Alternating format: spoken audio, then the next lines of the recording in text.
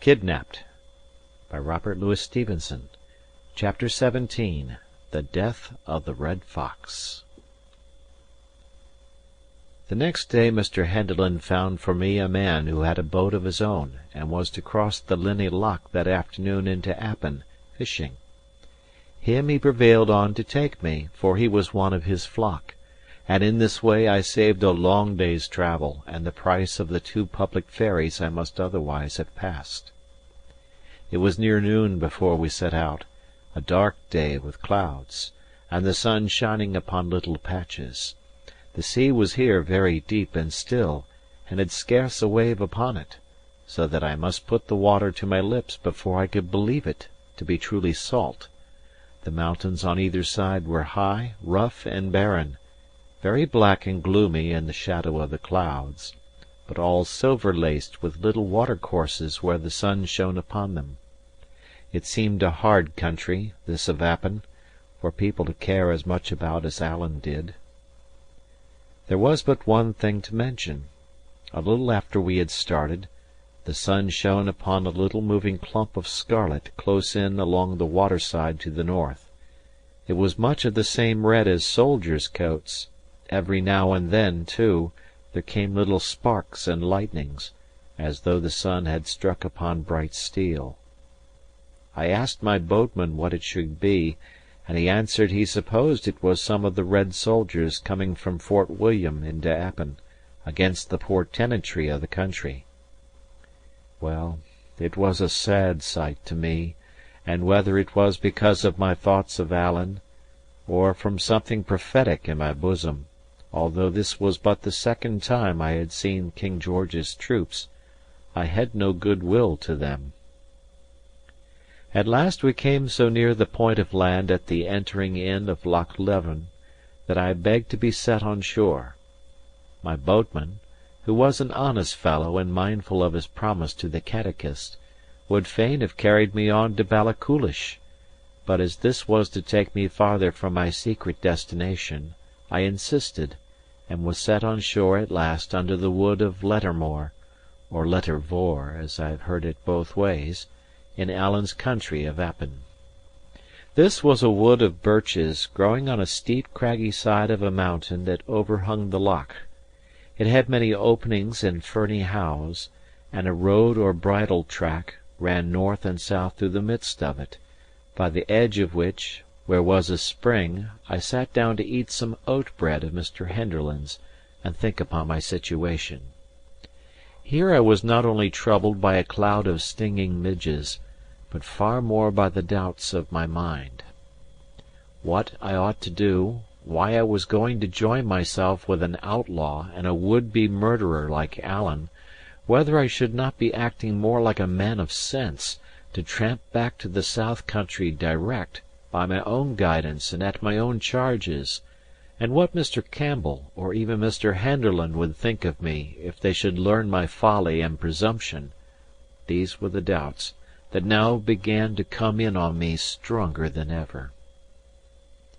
As I was so sitting and thinking, a sound of men and horses came to me through the wood, and presently after, at a turning of the road, I saw 4 travellers come into view.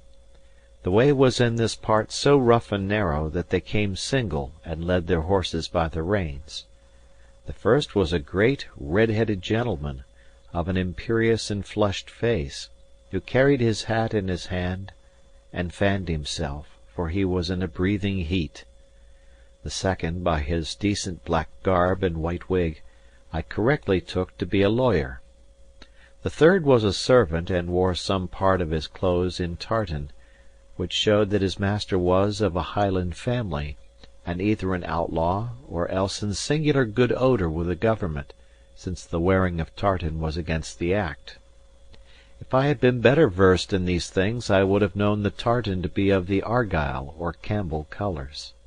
This servant had a good-sized portmanteau strapped on his horse, and a net of lemons, to brew punch with, hanging at the saddle-bow, as was often the custom with luxurious travellers in that part of the country. As for the fourth who brought up the tale, I had seen his like before, and knew him at once to be a sheriff's officer. I had no sooner seen these people coming than I made up my mind, for no reason that I can tell, to go through with my adventure; and when the first came alongside of me, I rose up from the bracken and asked him the way to Aucharn. He stopped and looked at me, as I thought, a little oddly, and then turning to the lawyer, "Mungo," said he, "there's many a man would think this more of a warning than two pyats. Here am I on my road to Duror on the job ye ken, and here is a young lad starts up out of the bracken and speers if I'm on the way to Aucharn." "Glenure," said the other, "this is an ill subject for jesting." These two had now drawn close up and were gazing at me, while the two followers had halted about a stone cast in the rear. "And what seek ye in Aucharn?" said Colin Roy Campbell of Glenure.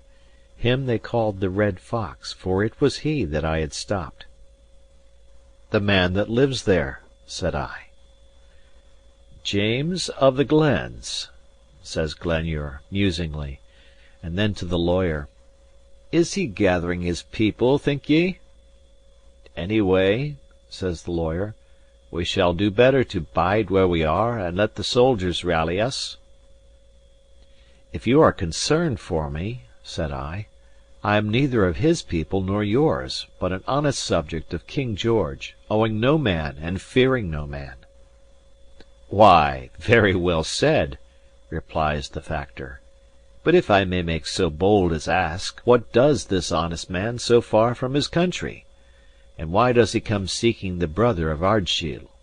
I have power here, I must tell you.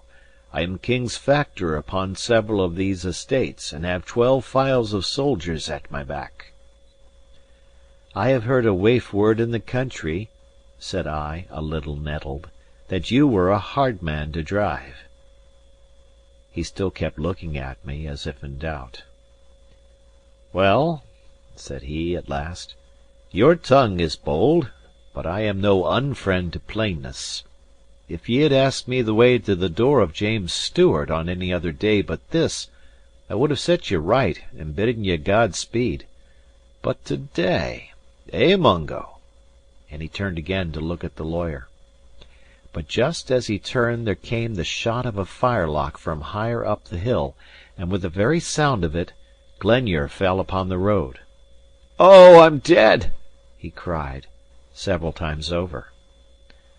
The lawyer had caught him up and held him in his arms, the servant standing over and clasping his hands; and now the wounded man looked from one to another with scared eyes, and there was a change in his voice that went to the heart. "Take care of yourselves," said he. "I am dead." He tried to open his clothes as if to look for the wound, but his fingers slipped on the buttons. With that he gave a great sigh, his head rolled on his shoulder, and he passed away. The lawyer said never a word, but his face was as sharp as a pen and as white as the dead man's. The servant broke out into a great noise of crying and weeping, like a child, and I, on my side, stood staring at them in a kind of horror. The sheriff's officer had run back at the first sound of the shot, to hasten the coming of the soldiers. At last the lawyer laid down the dead man and his blood upon the road, and got to his own feet with a kind of stagger. I believe it was his movement that brought me to my senses, for he had no sooner done so than I began to scramble up the hill, crying out, "The murderer! The murderer!" So little a time had elapsed that when I got to the top of the first steepness, and could see some part of the open mountain, the murderer was still moving away at no great distance. He was a big man in a black coat, with metal buttons, and carried a long fowling piece. "Here!" I cried. "I see him!" At that the murderer gave a little quick look over his shoulder, and began to run. The next moment he was lost in a fringe of birches. Then he came out again on the upper side, where I could see him climbing like a jackanapes, for that part was again very steep, and then he dipped behind a shoulder, and I saw him no more. All this time I had been running on my side, and had got a good way up, when a voice cried upon me to stand. I was at the edge of the upper wood, and so now, when I halted and looked back, I saw all the open part of the hill below me. The lawyer and the sheriff's officer were standing just above the road, crying and waving on me to come back, and on their left the redcoats, musket in hand, were beginning to struggle singly out of the lower wood. "Why should I come back?" I cried. "Come you on!" "£10 if ye take that lad," cried the lawyer. "He's an accomplice. He was posted here to hold us in talk." At that word, which I could hear quite plainly, though it was to the soldiers and not to me that he was crying it, my heart came in my mouth with quite a new kind of terror.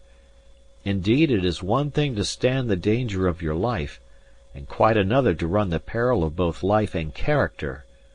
The thing besides had come so suddenly, like thunder out of a clear sky, that I was all amazed and helpless. The soldiers began to spread, some of them to run, and others to put up their pieces and cover me, and still I stood. "Jock in here among the trees," said a voice close by. Indeed, I scarce know what I was doing, but I obeyed, and as I did so I heard the firelocks bang and the balls whistle in the birches. Just inside the shelter of the trees I found Alan Breck standing, with a fishing rod. He gave me no salutation; indeed it was no time for civilities, only "Come," says he, and set off running along the side of the mountain towards Balachulish, and I, like a sheep, to follow him. Now we ran among the birches, now stooping behind low humps upon the mountain side, now crawling on all fours among the heather. The pace was deadly, my heart seemed bursting against my ribs, and I had neither time to think nor breath to speak with. Only I remember seeing with wonder that Alan every now and then would straighten himself to his full height and look back, and every time he did so, there came a great far-away cheering and crying of the soldiers. Quarter of an hour later, Alan stopped, clapped down flat in the heather, and turned to me. "Now," said he, "it's earnest. Do as I do, for your life." And at the same speed, but now with infinitely more precaution, we traced back again across the mountain side by the same way that we had come, only perhaps higher, till at last Alan threw himself down in the upper wood of Lettermore, where I had found him at the first, and lay, with his face in the bracken, panting like a dog. My own sides so ached, my head so swam, my tongue so hung out of my mouth with heat and dryness, that I lay beside him like one dead. End of chapter.